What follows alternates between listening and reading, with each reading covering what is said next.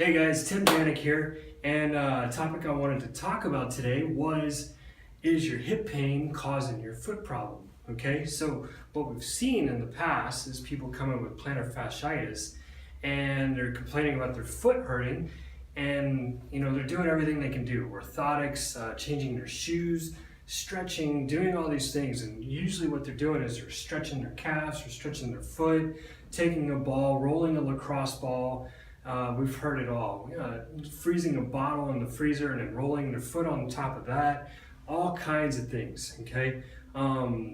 So what I wanted to do is talk about what could be causing your plantar fasciitis. Could it be something going on in your hips? So what I'm going to do is I'm going to share a couple of ideas with you, and also a few different scenarios that we've seen with some people. In fact, there was a lady that I was working with, and she was complaining about her calf, her bottoms of her feet cramping up. So I said, okay, do this stretch. So she did a calf stretch, and that helped it just a little bit, but didn't cure it, didn't fix it. And I was looking at her a little bit more, and I saw that she had kind of this sway back where she had this big arch going on in her back, and her hips were really, really tilted forward like this. Okay, and I said, you know what, why don't you do a quad stretch or a lunge stretch? She did that, stretched out the whole front side of her leg, and just like that, cleared up the bottom of her foot.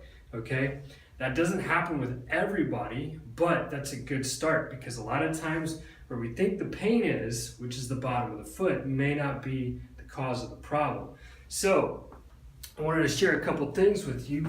One of them is this one. This is actually from a book called Anatomy Trains. Most manual therapists have heard of this book. It's by a guy by the name of Thomas Myers. This is really just a theory of fascial planes and how they come through the body. Okay, now this is one of the planes called the superficial backline. I hope you guys can see this. And you can see there it starts at the bottom of the foot, right on the bottoms of the toes, goes up the bottom of the foot, which would be the plantar fascia, right up the gastrocnemius, which is that big fancy looking muscle on the back of your leg, your calf muscle, goes right up into the hamstring, all the way up along your back, right at the back of the neck, across the scalp, and then it finishes, you can barely see it, it finishes right at the top of the eyebrows. Okay, so that muscle coming from the bottom of the foot, up the back of the leg, all the way up the back, coming up the back of the neck, and then stopping right here. Okay, it's actually not a muscle, it's a fascial plane. All right, so I'll explain what that means here in a moment. Now, if you flip the page over to this, I'll show you this view. Okay, this is what's called the superficial front line. Now, this involves the top of the foot, anterior tibialis, which is that muscle in the front of the leg. Sometimes you get shin splints there. The quadricep group, the big, massive muscle group on the front of your leg, and then it stops right at the hip. Okay, and then it continues to go in the rectus abdominis all the way up into the neck. All right, so this group right here opposes the back group. All right, so let me explain something here. All right, so here's your hips. If your hips go into what is called an anterior tilt or pelvic flexion, okay, what happens is you have a lot of pull happening here on the front of the legs, the quadriceps, the hip flexors, all keeping you tight, keeping you pulled in this direction. So you have this downward pull happening that is pulling your hips down. Okay, on the back side you have the hamstrings, the glutes. Okay, what happens is the hamstrings get pulled and lengthened.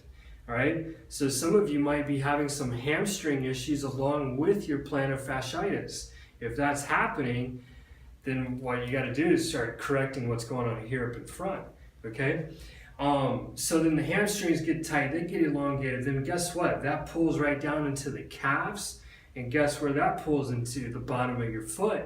All right, so that one lady that I was talking to, that I was helping with her plantar fascia and her tightness in the bottom of her foot, when she stretched this out, guess what happened? It relieved all the tension in the front of the hips, relieved the tension that was going on in the hamstrings, and tracked all the way down to the bottom of her feet. Okay? Now you would say, wow, that's magic, or hey, that doesn't really work. Okay? Some people it does work, some people it doesn't work. All right? That's the benefit of getting with a knowledgeable therapist who can assess you and address the root cause of your problem. All right, so plantar fasciitis may not be just the bottom of the foot. It may not be a tearing of the fibers, although that is one of the problems that we see, is that the fibers will just start to tear, and eventually what that leads to is a bone spur. Okay, so if you do have plantar fasciitis, you want to address that, clear it up, get it knocked out, and you want to do it the right way, because if you just roll your foot, you know, it may not clear up, it may just alleviate the problem, and then you have it the next morning. Okay, so I hope this is a really helpful video for you to understand what's going on with plantar fasciitis, and that you find this information valuable. There's also videos showing how to stretch out the hip flexors, the deep ones, the quadricep group, how to work the hamstrings, and usually in most cases people need to address it in that order: hip flexors first, quadriceps, hamstrings second, and then follow it right down to the bottom of the foot. So hope this works out well for you guys. This is Tim Janik with Paths and Healing. If you need to come in to see us, let us know, and we'll be happy to help you out. All right, have a great day. Take care.